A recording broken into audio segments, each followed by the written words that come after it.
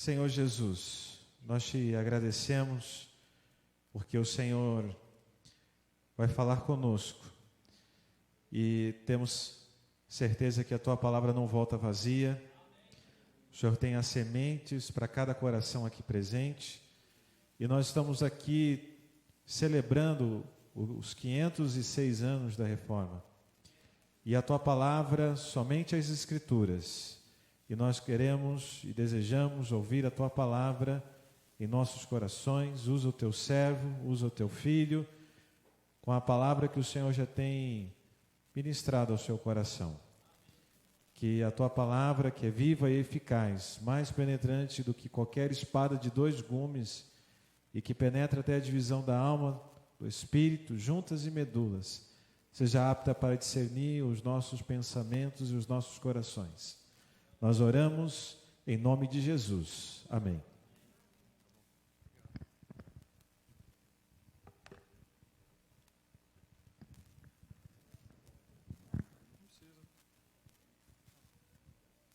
Obrigado.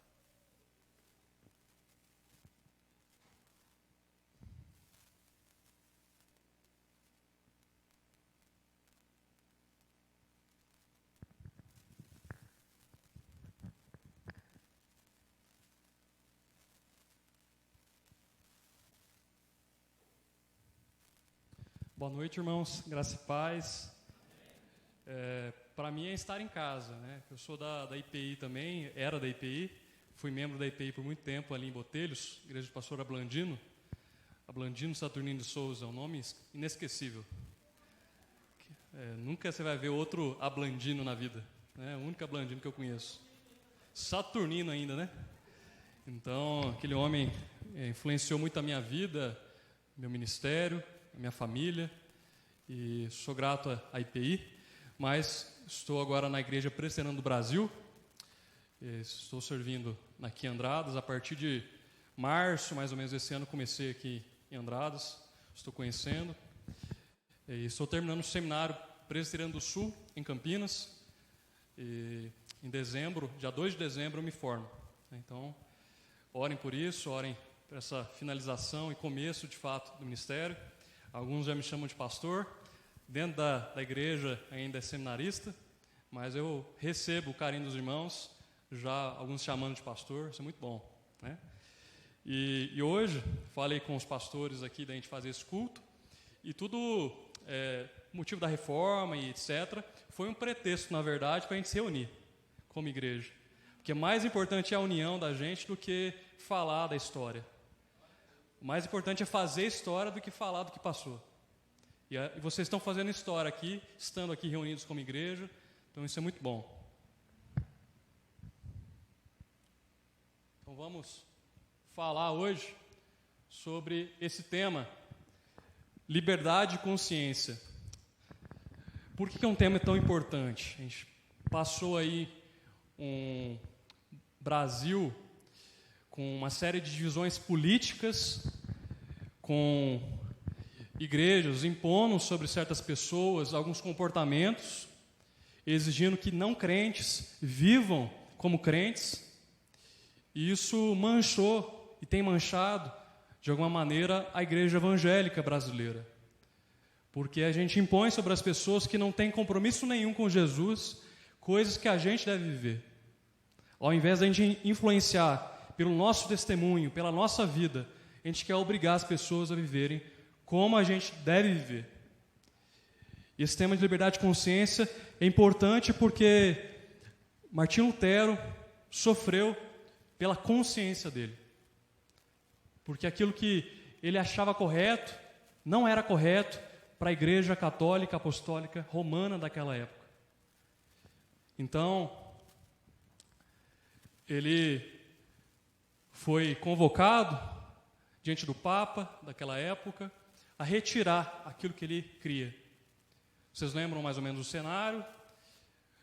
Ali ele era um monge agostiniano, um monge estudando as Escrituras, estudando a Bíblia, se deparou com Romanos, se deparou com a constatação que o justo vive pela fé, não vive pagando documento. Porque naquela época as pessoas estavam vendendo documentos.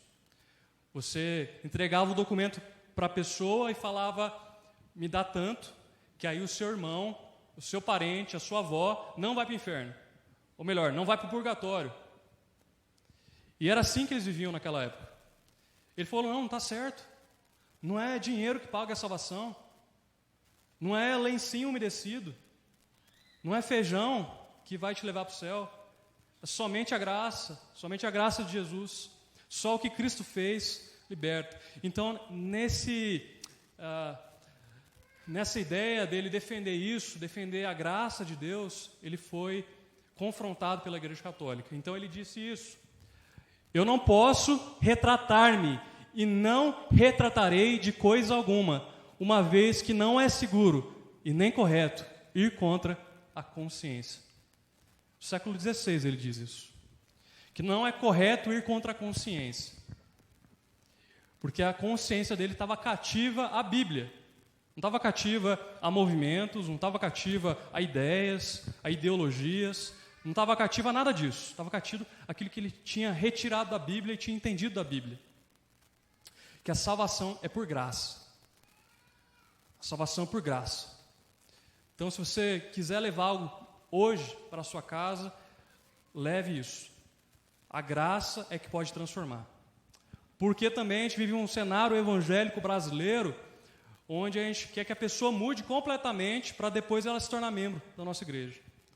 Chega um homoafetivo aqui, então você espera que ele pare tudo que ele faz, se complete totalmente a transformação, para depois ele ser tratado aqui como irmão. E é o nosso pecado, muitas vezes, de julgar todo mundo e não olhar para o nosso interior, não olhar para os pecados dentro da nossa igreja, inclusive. As pessoas têm deixado de ouvir do Evangelho porque a gente quer impor uma culpa, um peso, que Jesus não faz questão de impor. Ali os fariseus da época, os religiosos da época, constantemente queriam colocar peso sobre as pessoas. E Jesus falava de uma graça. Então não importa se você está querendo pagar a salvação, não importa se você está querendo fazer por obras, a salvação é pela graça. Não tem nada que você faça que te faça ganhar mais o amor de Deus, a graça de Deus. É graça. Ok? E vamos continuar.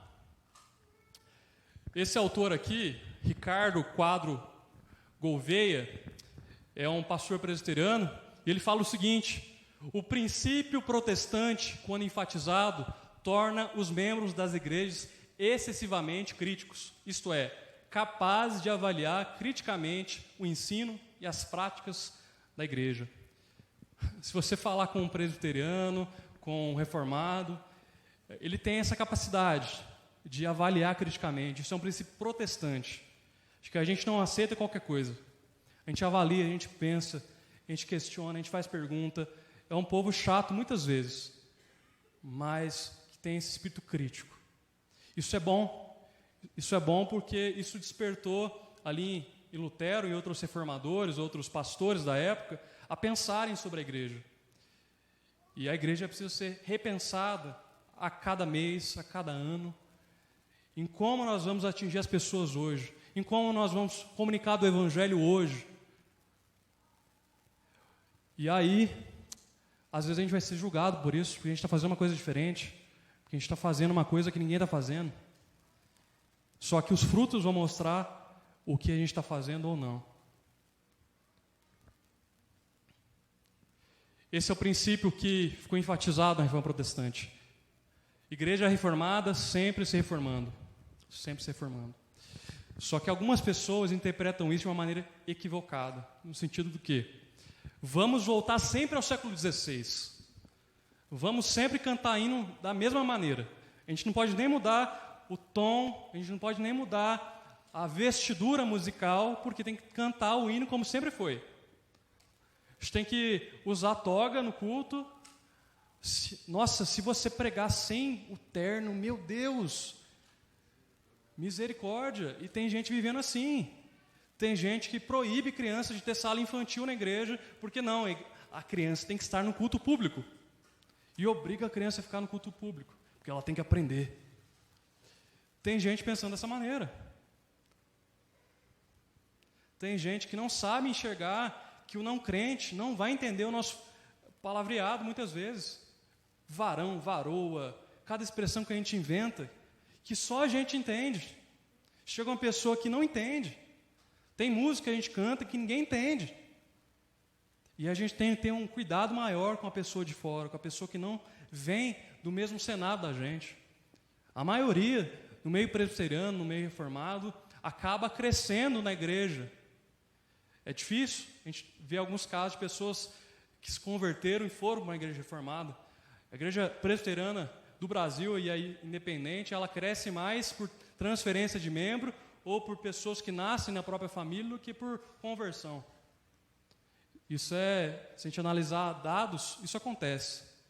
E isso faz com que a gente não tenha sensibilidade com quem nunca foi, com quem nunca esteve numa igreja, quem nunca pisou numa igreja protestante.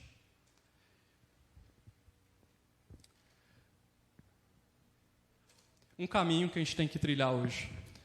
Esse é o principal que eu quero enfatizar, a humildade. E aqui talvez você fale, como assim? Humildade até para com os católicos. A gente, por conta daquilo que a reforma representou, a gente se tornou um povo anticatólico. A gente odeia católico.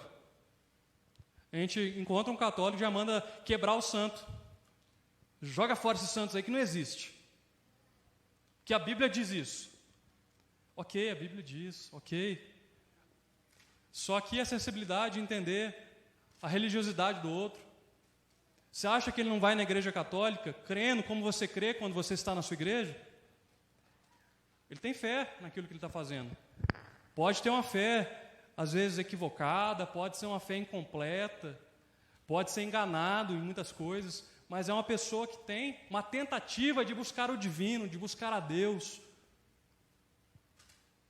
E aí você pode falar, mas todo mundo é católico hoje, né?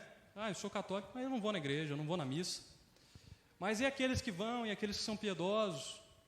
Eu servi na Unicamp, no HC, Hospital das Clínicas, hospital muito grande ali, terciário e quaternário, e lá eu trabalhava, tinha uma moça que é secretária da capelania, que é católica. E assim, a moça sabe mais de Bíblia que muito pastor. Lê a Bíblia piedosa, crê em Jesus Cristo. Porque a gente transformou a fé não num caminho para Jesus, mas num caminho para conhecimento. Então, se a pessoa crê como eu creio, aí ela é salva. Não importa se ela tem relação com Jesus. Quando Jesus fala que Ele é o caminho, a verdade e a vida. Então, o caminho não é ideia, não é o que os protestantes pensam. O caminho é Jesus Cristo, como Senhor. As pessoas têm que conhecer Jesus. Não necessariamente aderir àquilo que eu penso exatamente como eu penso. E essa tentativa da gente estar junto aqui com outras igrejas é isso. O mais importante é nós cremos em Jesus como Senhor e Salvador do que as nossas ideias. Eu não vim aqui para convencer ninguém a pensar como eu penso. E ninguém deve fazer isso. E na sua vida também. Você não tem que convencer as pessoas daquilo que você pensa. Você tem que apresentar Jesus para as pessoas. E Jesus é quem muda a vida das pessoas. Você não é o Espírito Santo. Também, humildade para com os pentecostais e neopentecostais. Não, porque esse povo da prosperidade nem é crente. Gente, tem também gente sincera lá dentro. O Edir Macedo pode ser o que é. Mas tem muita gente que está na Igreja Universal, que está em outras igrejas, que tem fé genuína, fé verdadeira. Talvez nunca tinha ouvido falar de Jesus e ouviu lá. Você acha que não tem gente séria lá dentro também? Pastores que tentam lutar contra o sistema. Jesus está na sua multiforme graça em cada igreja que a gente vai vendo. Cada uma de uma maneira. Você nem entende como Ele age. Mas Ele age. Ele age na IPI, Ele age na IPB, Ele age na Batista, Ele age na Evangélica de Andradas, Ele age na Pentecostal. A gente tem pensamentos contra, claro, mas Jesus pode estar lá. Porque Jesus não é ideia, Jesus é uma pessoa. E se tiver pessoas que creem e se relacionam com Jesus, aí é pessoas irmãs. Então, para mim, eu não tenho problema de ver um católico e crer em Jesus e caminha com Jesus e falar que ele é meu irmão. Todos os católicos não são meus irmãos, mas alguns são. Todos os pentecostais não são, mas alguns são. Tem até presbiteriano que não caminha com Jesus. Aprende a cantar hino, aprende a ser presbiteriano, mas não é presbiteriano de fato, não entendeu Jesus. O que adianta a gente aparentar uma coisa e não ter uma relação com Jesus? Ó, um dado para a gente. De 17 mil templos evangélicos, em 1990. Em 1990, tínhamos apenas 17 mil templos. O Brasil passou a contar com 109.560 em 2019. Um crescimento de 543%. A igreja evangélica se torna uma das maiores igrejas, um dos maiores movimentos religiosos. Não tem comparação do quanto a igreja evangélica cresce no Brasil. Isso não acontece mais em nenhum país. Não tem precedente isso que acontece na igreja evangélica brasileira. Tem traficante se convertendo. Tem traficante continuando no tráfico, mas crendo em Jesus. É um cenário difícil da gente entender. E por isso cabe a humildade. Isso cabe a humildade. Jesus, ele quer nos ensinar isso. Vamos ler esse texto? Mateus 11, 25 a 27. Mateus 11, de 25 a 27. Eu farei a leitura na NVI, mas aqueles que quiserem abrir em suas Bíblias, fiquem à vontade. É um texto onde Jesus vai nos ensinar sobre humildade.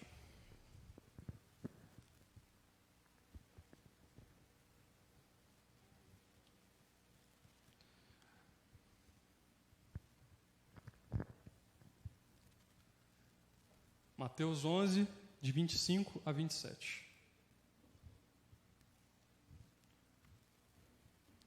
Diz assim a palavra de Deus.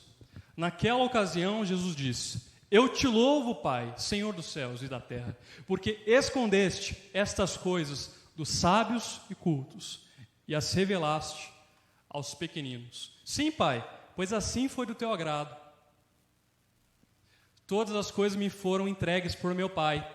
Ninguém conhece o Filho a não ser o Pai, e ninguém conhece o Pai a não ser o Filho, e aqueles a quem o Filho quiser revelar. Então, primeiro ponto. Deus se revela aos pequeninos. O que é isso? Se revelar aos pequeninos? Nas bem-aventuranças, no chamado Sermão do Monte, que tem ali em Mateus, Jesus ele fala que bem-aventurados são o quê? Os pobres de espírito. Constantemente a gente vê Jesus se preocupando com pobres, com pessoas pobres de fato, mas com esse espírito pobre. Humildade. Quando ele está falando de pequenino, são pessoas que não têm pretensão, são pessoas que reconhecem que nada são. Falta muito da igreja evangélica brasileira se entender dessa maneira, de maneira humilde. A gente não tem que ocupar o Senado e impor sobre o Brasil inteiro o que a gente pensa. Na história foi comprovado que quando a igreja quer assumir o local do Estado, dá ruim. Não dá certo.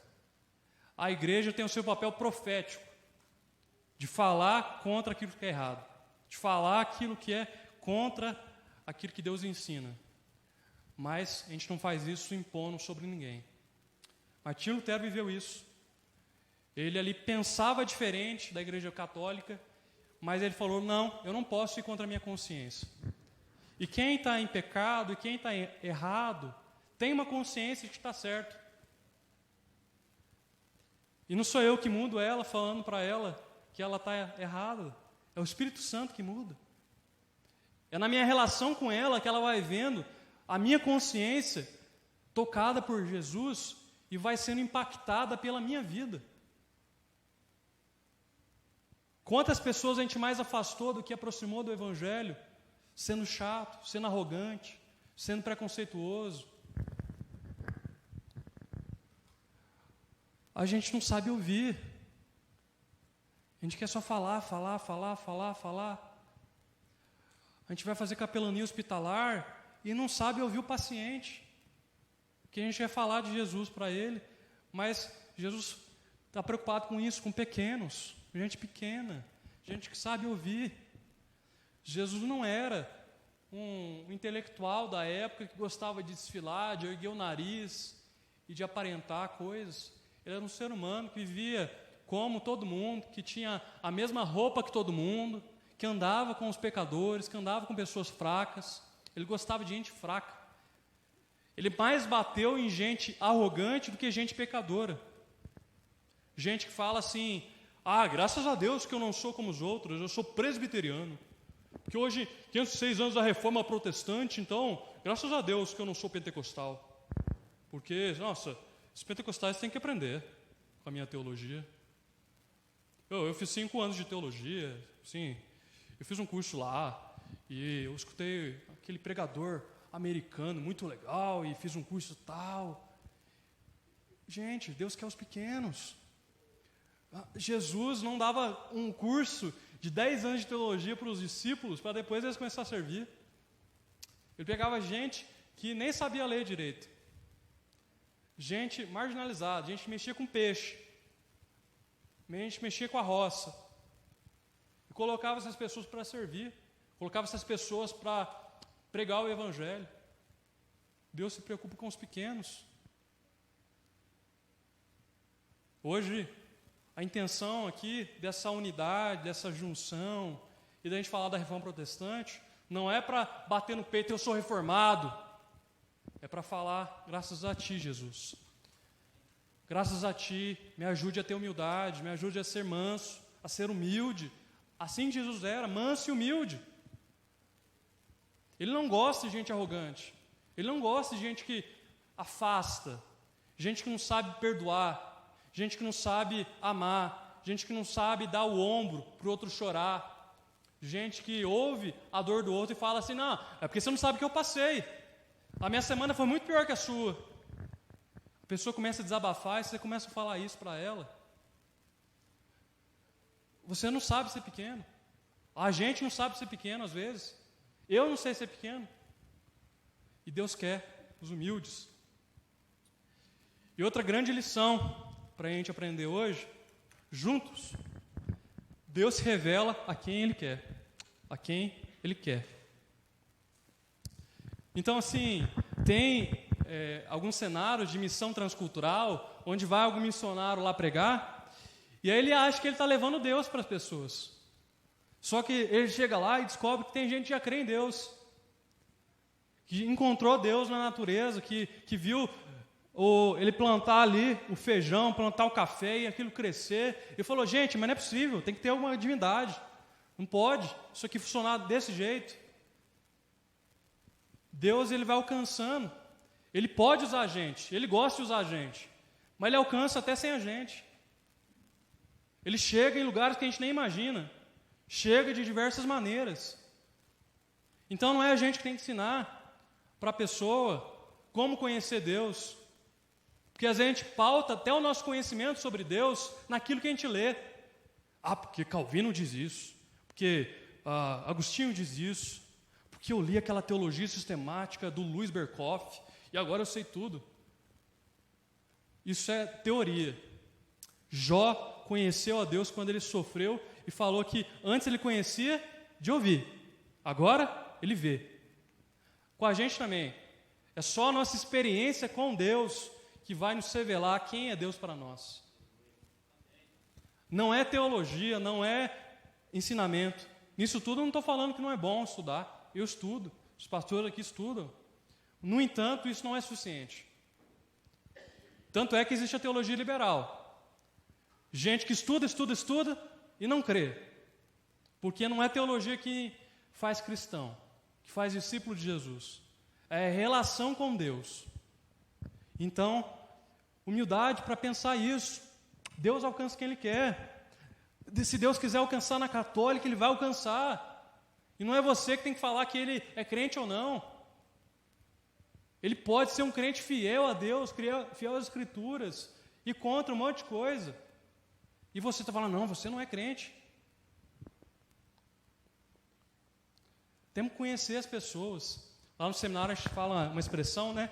A gente tem que comer 1 quilo de sal para conhecer as pessoas. Vai tempo para comer 1 quilo de sal, né? Quem faz comida aí sabe. Vai um tempo. A gente tem que comer 1 quilo de sal com as pessoas.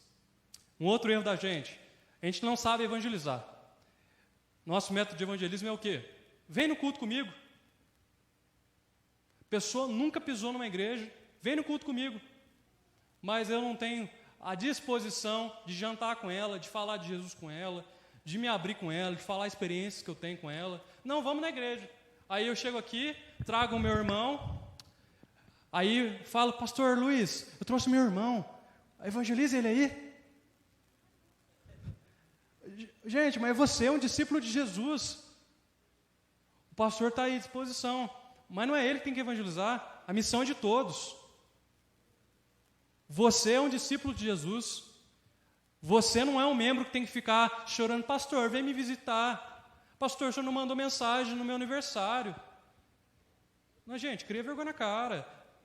Por favor, você é um discípulo, você não é um bebê espiritual. Você tem que amadurecer. Nós temos que amadurecer. A gente está aqui para servir, não está para ficar sendo servido. Tem gente que muda de igreja porque o pastor não lembrou do aniversário. Não, porque aquele pastor é muito ruim. Aquele outro pastor que era antes era muito bom, porque ele lembrava todo o aniversário. Ele me trazia até uma caixa de bombom. Nunca vou esquecer daquele pastor. E fica nisso, achando que a relação entre igreja é isso. E se esquece de Jesus, se esquece da missão, se esquece daquilo que Deus nos mandou fazer. Porque a gente está ainda como criança, a gente não amadureceu. Estamos no leitinho a vida inteira. Gente, vamos crescer, vamos olhar com mais atenção para a gente alcançar a gente de fora. Eu tenho estudado para plantação de igreja aqui em Andradas, ainda somos 70% católicos aqui. Como eu falei, tem crentes lá, mas a estatística fala que 70% se identifica católico. Somos um número muito pequeno ainda de evangélicos aqui em Andradas. E a gente não vai ganhar ninguém impondo, sendo chato. A gente vai ganhar gente amando, como Jesus amou, tendo humildade. Essa é a lição da Reforma Protestante. Gente que se posiciona, mas se posiciona de maneira a se parecer com Jesus.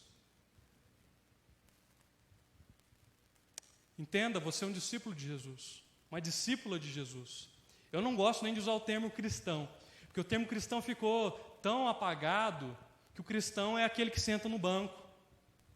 Discípulo de Jesus tem uma ideia de movimento, está sempre seguindo a seu mestre. O Senhor dessa igreja não é os pastores, é Jesus. Tinha um professor no seminário que falava, vocês são subpastores, porque o pastor da igreja permanece o mesmo, que é Jesus.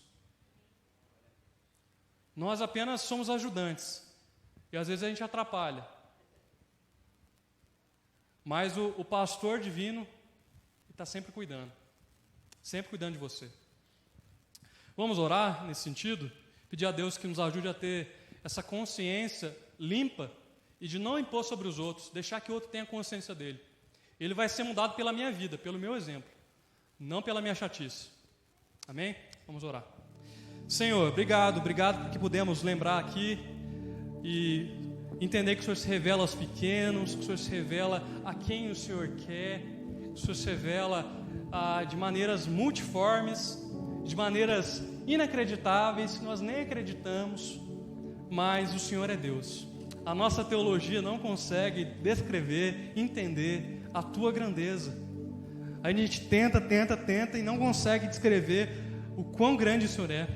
Mas mesmo sendo tão grande, o Senhor nos ama, e o Senhor se aproxima da gente, e o Senhor nos perdoa, e o Senhor nos transforma. Nos ajude a entender que somos discípulos e discípulas de Jesus. Não somos crentes para serem servidos, para brigar com o pastor se ele não lembrou do aniversário. Nos ajude a sermos pessoas maduras na fé, pessoas sinceras na fé, para impactar esse mundo, para impactar Andradas, para impactar o nosso bairro, para impactar a nossa família, e não apenas ficar impondo sobre as pessoas, julgando as pessoas, condenando as pessoas. Não precisamos de um evangelho de condenação, precisamos de um evangelho de transformação. Nos ajuda, Pai, em nome de Jesus. Amém. Agora vamos cantar, né, o Castelo Forte.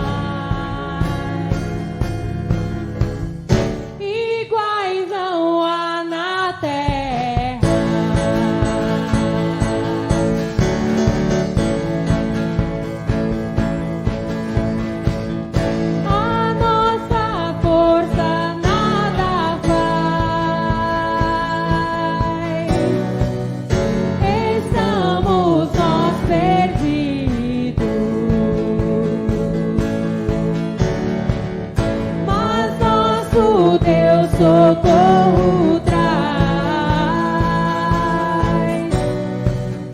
e somos protegidos. Defende-nos, Jesus, o que venceu na cruz, Senhor dos altos céus, que sendo o próprio